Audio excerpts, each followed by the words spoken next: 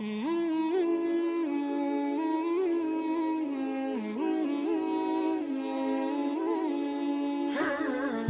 নিয়ে মায়ের মুখে অনেক গল্প শুনেছি, কিন্তু মনে হচ্ছে সবচেয়ে সুন্দর গল্পটি শুনেছি আমার ছোট মেয়েটার কাছে।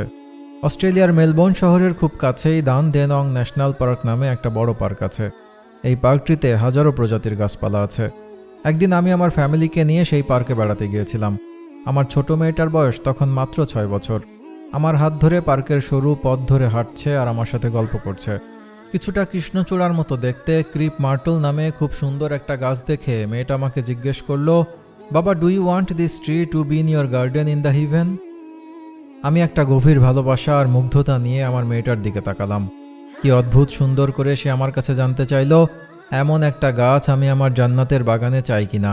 আমি সাথে সাথেই বললাম, অবশ্যই চাই মামুনি। আমার উত্তর শুনে সে বলল, তাহলে বলো সুবহানাল্লাহ। আমিও বললাম সুবহানাল্লাহ। এবার মেয়ে তার নিজের মতো করে বলে যাচ্ছে, তুমি কি জানো বাবা, তুমি যদি খুব সুন্দর একটা গাছ দেখে কিংবা ফুল দেখে বলো সুবহানাল্লাহ, তাহলে ফেরেশতাগণ সাথে সাথে জান্নাতে তোমার জন্য ঠিক একই রকম একটা গাছের বীজ বপন করবেন। তুমি একদিন জান্নাতে গিয়ে সেটা দেখতে পারবে। আমি একটু অবাক হয়ে বললাম, তাই? মেয়েটা একটু জোর দিয়ে বলল, হ্যাঁ বাবা, আমাদের টিচার মিস উমনা আমাদেরকে এই কথা বলেছেন। তুমি জানো বাবা, আমি ঠিক করেছি পথে কিংবা পার্কে দেখা সুন্দর সুন্দর গাছপালা থেকে 5000 গাছ আমি সিলেক্ট করব আর বলবো সুবহানাল্লাহ। আমি চাই জান্নাতে আমার অনেক বড় একটা বাগান হবে। সুন্দর সুন্দর এই 5000 গাছ দিয়ে চারপাশটা ঘেরা থাকবে। দেখতে অনেক সুন্দর হবে, তাই না বাবা? আমি মুগ্ধ হয়ে একটু কল্পনা করার চেষ্টা করলাম। তারপর বললাম, হ্যাঁ মামুনি, অনেক সুন্দর হবে। এই সব কথা বলে বলে মেয়েটা আমাকে সেদিন কাঁদিয়ে ছাড়ল। কারণ এরপর সে জিজ্ঞেস করলো, তুমি জান্নাতে আমার সেই বাগান দেখতে আসবে বাবা? প্রশ্ন শুনে আমার অশ্রু ভেজা চোখ লুকাতে আকাশের দিকে তাকিয়ে বললাম, আসবো মা, ইনশাআল্লাহ। সেদিন খুব দেখতে ইচ্ছে করছিল আমার মেয়ের জান্নাত আর তার কল্পনার বাগান।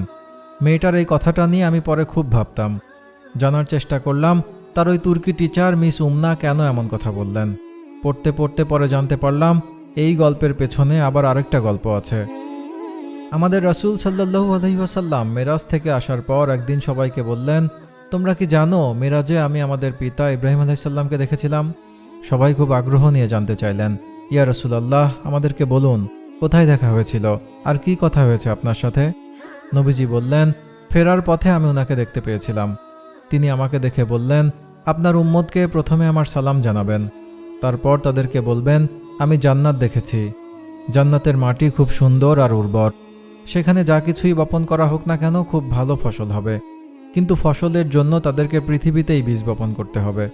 রাসূল সাল্লাল্লাহু আলাইহি ওয়াসাল্লাম বললেন, আমি আপনার এই কথা তাদেরকে জানাবো। তারপর ইব্রাহিম আলাইহিস সালাম বললেন, আমি আপনাকে খুব মূল্যবান 3টা বীজের কথা বলবো। আপনি আপনার উম্মতকে এই 3টা বীজের কথা জানিয়ে দিবেন। বীজ 3টি হলো সুবহানাল্লাহ, আলহামদুলিল্লাহ, আল্লাহু আকবার। সহিহ বুখারীর এই হাদিসটি জানার পর আমি আমার মেয়ের গল্পের কারণটি জানতে পারলাম। নিঃসঙ্গ আমরা রাতের আকাশে কি দেখি? আকাশের দিকে তাকিয়ে আমি আসলে সুবহানাল্লাহ বলে এই পৃথিবীর সব সুন্দরকেও ভালোবাসার কথা জানিয়ে দেই।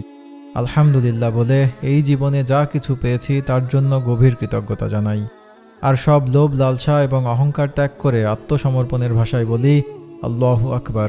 রাতের আকাশের দিকে তাকিয়ে এই শব্দ 3টা বলা মাত্রই আমি অনুভব করি দূর আকাশের কোনো এক ছায়াপথ থেকে যেন একটু জান্নাতের আলো এসে আমায় ঘিরে ধরেছে। আমি আমার জান্নাতের বাগানে আমার পছন্দের সব রকমের কাঠগোলাপ চাই।